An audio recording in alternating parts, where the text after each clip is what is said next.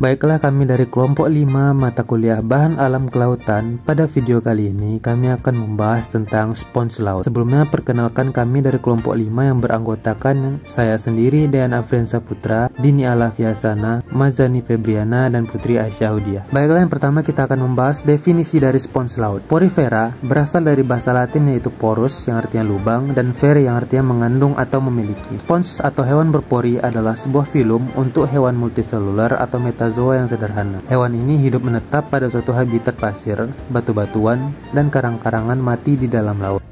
Karakteristik spons laut. Yang pertama yaitu tubuh berdiri dari banyak sel atau yang disebut dengan multiselular. Memiliki pori, yaitu hewan yang tidak dapat bergerak, mempunyai rangka luar atau ekoskeleton, tidak mempunyai mulut, kepala, dan organ dalam, bersifat heterotrof, berbentuk asimetris. Tubuh spons terbuat dari kerangka yang tersusun dari spikula atau serat spongin. Hermafrodit. Spons adalah filter feeder, memiliki potensi bioaktif yang sangat besar. Manfaat spons laut dalam kehidupan. Yang pertama, sebagai makanan bagi hewan laut lainnya, sebagai tempat persembunyian hewan laut dari serangan predator, bisa digunakan sebagai pencegah atau antiinflamasi, antitumor, dan antibiotik, sebagai hiasan akuarium, dan dapat digunakan sebagai campuran dari bahan kosmetik. Sistem reproduksi spons laut. Yang pertama, ada sistem reproduksi aseksual. Reproduksi seksual spons laut dengan cara pembentukan tunas atau disebut dengan buding. Tunas tersebut yang dihasilkan kemudian memisahkan diri dari induknya serta hidup sebagai individu baru atau juga tetap menempel pada induknya. Yang kedua yaitu sistem reproduksi seksual, berlangsung dengan persatuan antara sel telur serta spermatozoid yang akan menghasilkan zigot. Selanjutnya akan berkembang menjadi larva yang berflagel. Larva tersebut berenang keluar melalui oskulum. Jika menemukan tempat seksual, maka larva tersebut akan menempel kemudian tumbuh menjadi spons laut yang baru. Berikutnya kita masuk ke klasifikasi spons laut. Berdasarkan kerangka tubuh atau spikulanya, Porifera terbagi atas 3 kelas. Yang pertama yaitu kelas Caesarea. Kelas Caesarea ini merupakan tipe spons dengan spikula terbuat dari kalsium karbonat, bentuknya kecil, hidupnya di laut, dan sering ditemukan di perairan dangkal. Contohnya seperti Saikon dan Leuposolenia. Yang kedua ada Hexatinellida atau glass spons, merupakan jenis spons yang memiliki struktur kerangka silika yang transparan. Nah, spons ini bentuk tubuhnya silinder atau funnel, memberikan tampilan seperti kaca, dan umumnya ditemukan di kedalaman laut yang lebih dalam. Contohnya yaitu Euplectella dan Hyolenema. Nah, yang terakhir ada Demosponiae, di mana spons ini adalah kelompok laut yang paling beragam dan paling melimpah. Memiliki kerangka serat spongin atau serat silika, kebanyakan spons masuk ke dalam kelas ini. Nah, bentuknya bervariasi dalam hal warna dan bentuk. Contohnya seperti Spongilla dan Haliklona. Berikutnya kita masuk ke proses ekstraksi spons laut, di mana proses ekstraksi dapat dibagi menjadi 2 kategori, yaitu yang pertama ada metode ekstraksi tradisional dan yang kedua ada teknologi baru berdasarkan energi atau mekanisme. Yang pertama kita masuk ke metode ekstraksi tradisional. Metode ekstraksi tradisional terutama terdiri dari ekstraksi dengan pelarut atau padat cair. Contohnya seperti metode Soklet yang melibatkan perebusan sampel bersama pelarut. Nah, teknik ini mempunyai beberapa kelemahan seperti memakan waktu yang lama, memerlukan pelarut dalam jumlah besar, dapat terjadi kehilangan senyawa selama tahap konsentrasi akibat penguapan, dapat terjadi hidrolisis senyawa karena kondisi yang keras seperti suhu tinggi, dan limbah pelarut dapat menyebabkan pencemaran lingkungan.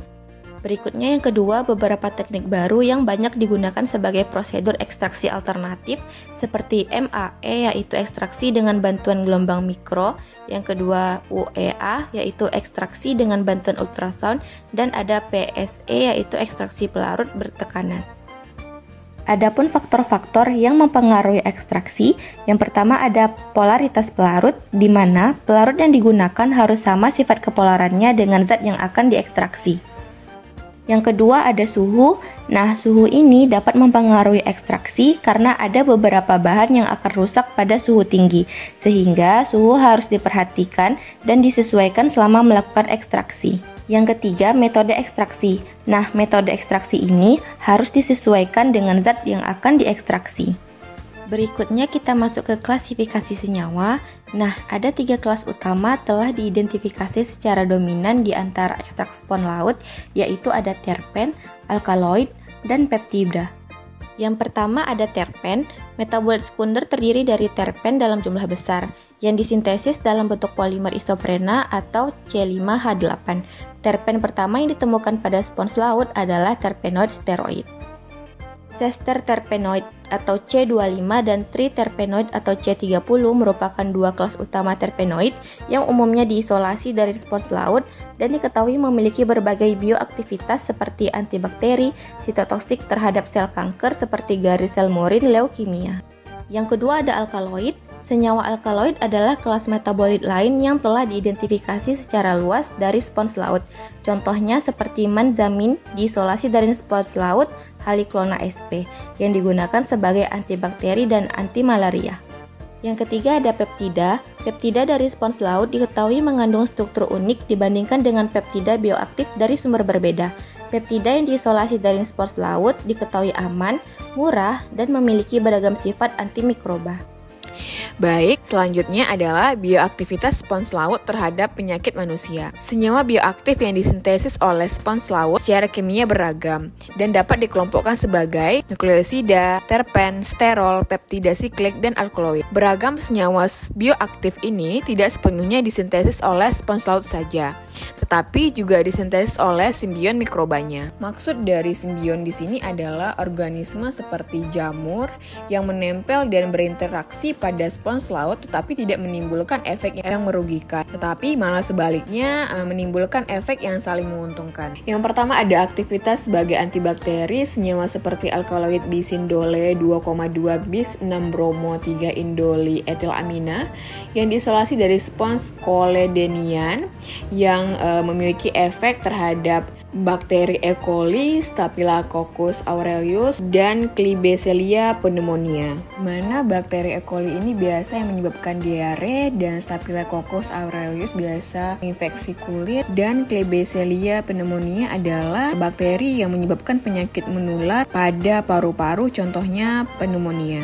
Selanjutnya ada aktivitas antivirus. Senyawa sesquiterpen yang diisolasi dari D-metaklorima yang efektif sebagai anti hepatitis B. Selanjutnya ada aktivitas anti jamur. Senyawa kayuida A dan C, suatu polietida linear dari spons laut Placortis simplex yang memiliki aktivitas terhadap strain jamur C. neoformas atau Cryptococcus neoformas, di mana jamur ini adalah jamur yang menginfeksi paru-paru.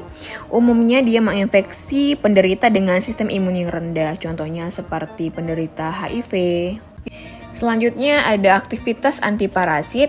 Meroterpen, Alicia quinone A, B, C, dan Alicia quinol yang diisolasi dari ekstrak etanol air spons laut dalam di Pulau Caledonia Baru di Samudra Pasifik yang memiliki aktivitas sebagai anti malaria. Selanjutnya ada senyawa baru dari spons laut dan rekannya. Beberapa senyawa yang baru-baru ini diidentifikasi dari tahun 2018 sampai 2021 berdasarkan berbagai bioaktivitas. Yang pertama senyawa baru yaitu 19-methoxydictyokeratin A diidentifikasi dari spons laut Dactylspongia elegans dan menunjukkan sifat sebagai anti kanker.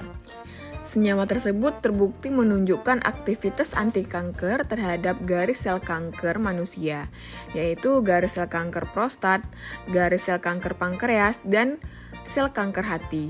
Selanjutnya, 2 senyawa baru golongan depsidon ditemukan dari jamur Ethosparia yang hidup berdampingan sebagai simbion dengan Calispongia dari Kabupaten Suen, Tiongkok. Senyawa Bortiohornides I dan Bortiohornides J terbukti menunjukkan aktivitas anti jamur terhadap jamur fitopatogenik Coletotrichum asianum dan Acutatum, di mana ini adalah jamur yang menginfeksi tumbuh-tumbuhan.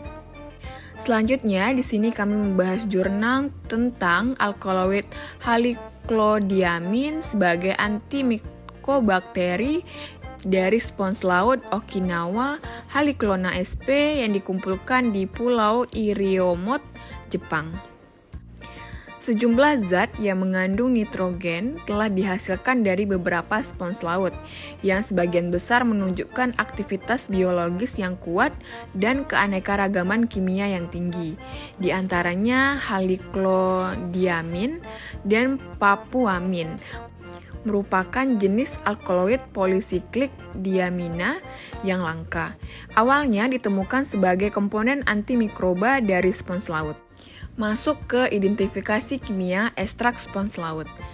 Yang pertama, steroid atau triterpenoid. Caranya sebanyak 1 ml larutan ekstrak diuapkan sampai kering.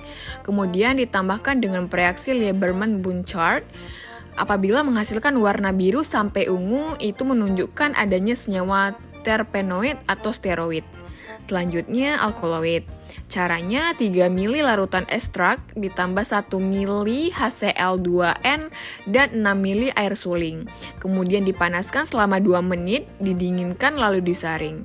Filtrat ditambahkan dengan reaksi Dragendorff, Bunchard, dan Mayer. Bila menghasilkan warna jingga atau coklat, berarti positif mengandung senyawa alkaloid.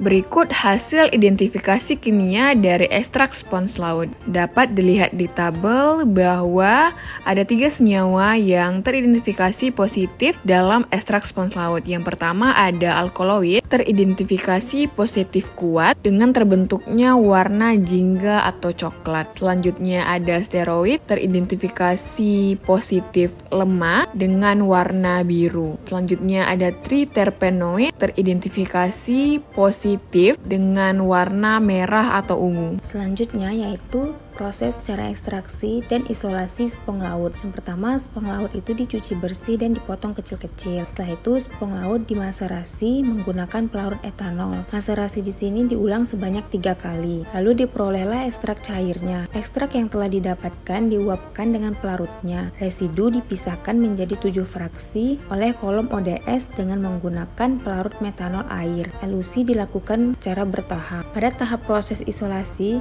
untuk menghasilkan senyawa 2-nya itu menggunakan fraksi aktif nomor 2, yaitu dengan cara dielusi dengan 30% metanol, lalu di HPLC dengan pelarut 25% CH3CN yang mengandung TFA 0,05%.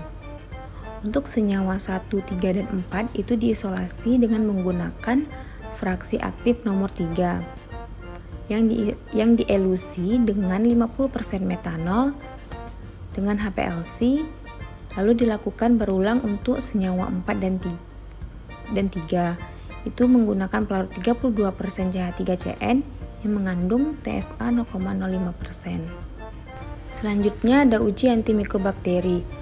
Uji antimikobakteri ini dilakukan dengan menggunakan Mycobacterium smegmatis, Mycobacterium bovis, Mycobacterium avium, dan Mycobacterium intraseluler dengan menggunakan metode mikrodilusi cair.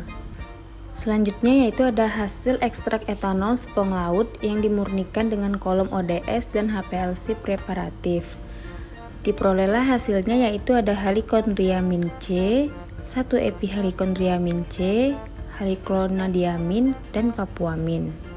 Lalu selanjutnya yaitu ada hasil uji antimikobakteri. Nah, dapat dilihat dari tabel yaitu pada senyawa 1, senyawa 2, senyawa 3, dan senyawa 4 itu dapat memberikan penghambatan pertumbuhan yang lebih kuat terhadap Mycobacterium avium dan Mycobacterium smegmatis. Yang mana hasil ini menunjukkan bahwa senyawa yang ada pada alkaloid, senyawa 1, 2, 3, dan 4 ini lebih efektif melawan strain yang tumbuh lambat termasuk pada Mycobacterium tuberculosis. Hasil dari antimycobacterium pengujian untuk senyawa 1, 2, 3, dan 4 mampu melawan Mycobacterium avium dan Mycobacterium intraseluler, yaitu strain yang tumbuh lambat yang dapat menyebabkan Mycobacterium avium penyakit kompleks atau MAC. Selanjutnya yaitu ada kesimpulan dari jurnal yang kami review, yaitu isolasi turunan cincin terbuka haliclodiamin dan papuamin. Senyawa alkaloid ini terbukti mampu membunuh Mycobacterium avium dan Mycobacterium intraseluler pada penyakit MAC. Apa itu penyakit MAC?